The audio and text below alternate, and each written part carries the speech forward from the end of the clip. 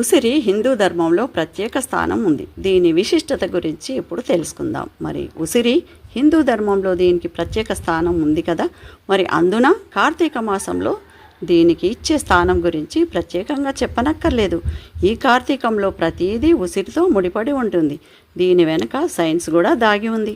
మరి స్నానం, దానం, దీపం, భోజనం ఇలా అన్నింటిలో ఉసిరిని చేర్చారు మన పెద్దలు. మరి ఉసిరి దీపం వెలిగించాలి అంటే ఇలా చేయడం వలన 7 జన్మల పాపాలు తొలగిపోయి లక్ష్మీదేవి అనుగ్రహం, అదృష్టం లభిస్తుంది. ఓం దాత్రేయ నమః, ఓం రామాయై నమః, ఓం శాంతియన్ నమః, ఓం లోకమాత్రేయ నమః, ఓం కాంతియన్ నమః, ఓం అబ్ది తనయాయై నమః, ఓం మేధాయై నమః, ఓం గాయత్రియై నమః, ఓం కళ్యాణై నమః, ఓం సావిత్రియై నమః, ఓం విష్ణుపతియై నమః, ఓం విష్ణురూపాయ నమః, ఓం మహాలక్ష్మీయ నమః, ఓం సురూపాయ నమః, ఓం ప్రకృతియ నమః, ఓం కమలానీయ నమః, ఓం ఇందిరాయ నమః, ఓం అవిక్తాయ నమః, ఓం సుద్యత్య నమః, ఓం కమలాయై నమః, ఓం జగద్ధాత్రియ నమః.